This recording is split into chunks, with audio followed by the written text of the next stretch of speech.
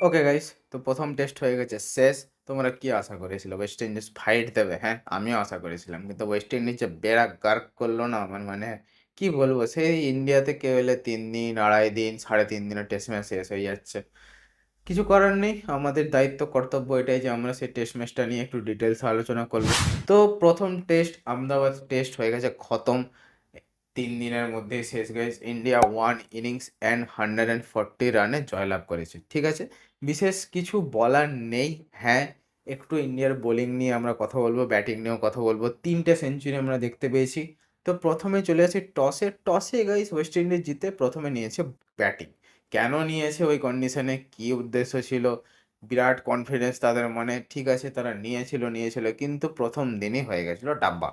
মাত্র তারা ১ম ইনিংসে করেছিল 162 রান এবং সেখানে হাইয়েস্ট স্কোর ছিল জাস্টিন গ্রেভসের 32, সে নামে ৭ নম্বরে। তার আগে অবধি সেই 0, ৮, ১২, ১৩, ২৪, ২৬, ১১ একই।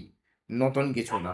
আমি ভেবেছিলাম অস্ট্রেলিয়া সফরের পরে যখন ইন্ডিয়ায় আসবো ওয়েস্ট ইন্ডিজ একটু ভালো খেলবে, কারণ এখানে স্লাইটলি ব্যাটিং ফ্রেন্ডলি উইকেট পাওয়া যায়। আমি এটা বলছি না যে একদম ফ্লোতে রান বেরোবে, but if you have patience you can score big total আরামসে।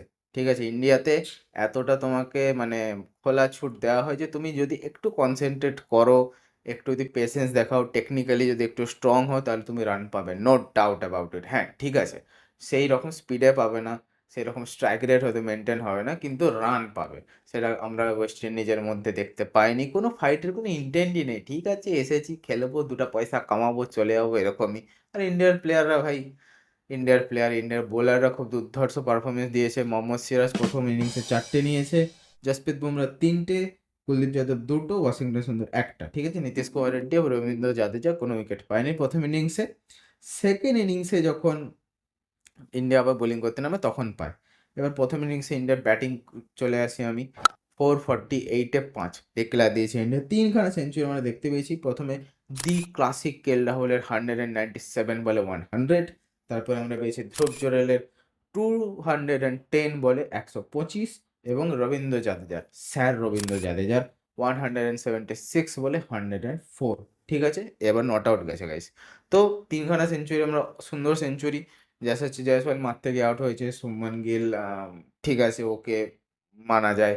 কিন্তু ভাই সাই সুদর্শনের উইকেটটা আমি মানতে পারছি না। এইজন্য উইকেটটা মানতে পারছি না কারণ ওই শটটা তো র‍্যাশ ছিলই এবং কোথাও না কোথাও আমার সাই সুদর্শনের ব্যাটিংটা দেখে মনে হয়েছে he was under pressure. After England tour he was under pressure definitely. নয়তো ওই জায়গায় হাফ অফ দ্য পিচে বলটা ড্রপ খেয়েছে, তারপরে বলটা নিচে রয়েছে, সেই বলের উপরেও সে ওরকম শটটা খেলতে গেছে। আই মিন প্রেসার, এবং প্রেসারটা এতটাই হয়ে গেছিলো সে আম কি আর বলবো? তোমরা দেখতেই পেয়েছো। ঠিক আছে?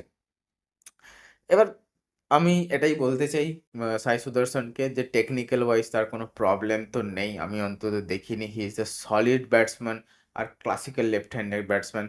একটু যদি নিজের উপর কনফিডেন্সটা চলে আসে, কারণ ক্রিকেট হোক, ড্রাইভিং হোক, যেকোনো স্পোর্টস হোক 60% কনফিডেন্স, 40% স্কিলস। এটা আমি মনে করি। এটা অনেকে অনেক কিছু বলতে পারে, বাট কনফিডেন্স চাই। যদি কারো মধ্যে কনফিডেন্স না থাকে, সে ১৪০ এর বল যদি তার গায়ে বডি লেন্থে মাথার সমান আসে গাইস, তাহলে সে এমনি থতমত খেয়ে যাবে। আমরা অভিষেক শর্মাকে দেখেছি, আমরা রোহিত শর্মাকে দেখেছি, আমরা রিকি পন্টিংকে দেখেছি। ফ্রন্ট ফুটে দাঁড়িয়ে পুল মারতো। কেন পুল মারতো? হ্যাঁ, এটাও ঠিক যে সে বছরের পর বছর ওই ৩ টা লোক আলাদাভাবে পুল শটে প্র্যাকটিস করেছে।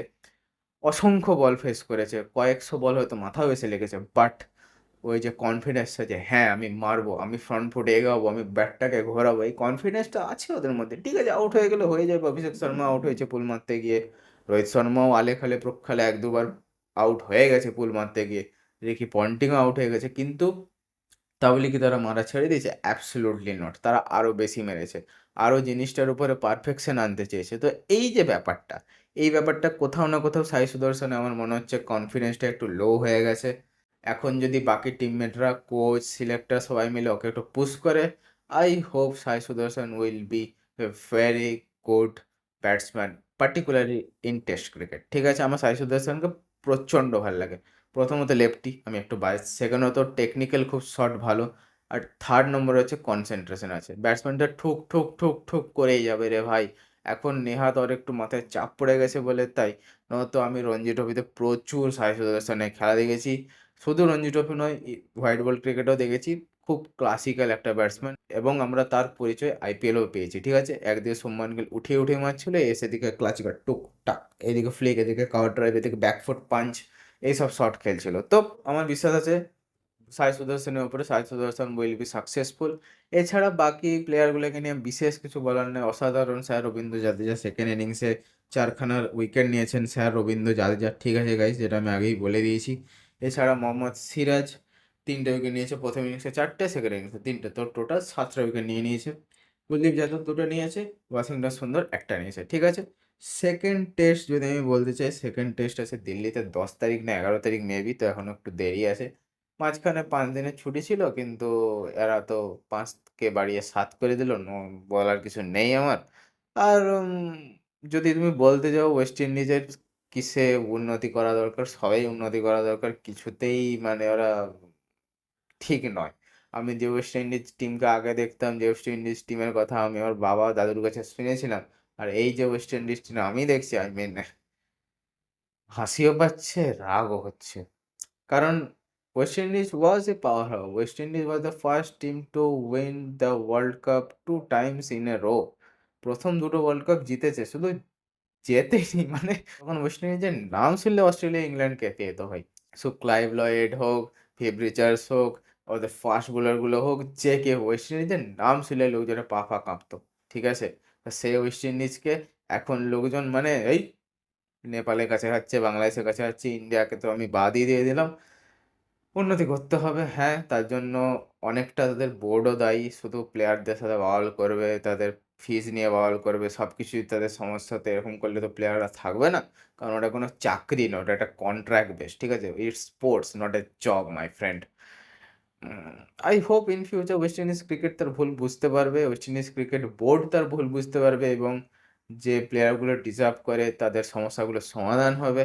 আর ওয়েস্ট ইন্ডিজ ক্রিকেট আগের মতো না হলেও অন্তত কম্পিট করতে পারে এরকম ফেজে চলে আসুক, আমি এটা আশা করব। তাছাড়া এর সাথে, সাথে এই ভিডিওটা আমি এখানেই খতম করব। বিরাট কিছু বলার নেই, আর বলে কোনো লাভও নেই। হেজাচ্ছি আমি তখন থেকে 2 মিনিট ধরে। তো ভিডিওটা যদি ভালো লেগে থাকে ভিডিওকে লাইক করে যেও, চ্যানেলকে সাবস্ক্রাইব করে যেও এই জন্যে। তো তাড়াতাড়ি আসছি এটাকে এডিট করে, বেশি টাইম নেব না। ততক্ষণের জন্য জয় হিন্দ, জয় বাংলা।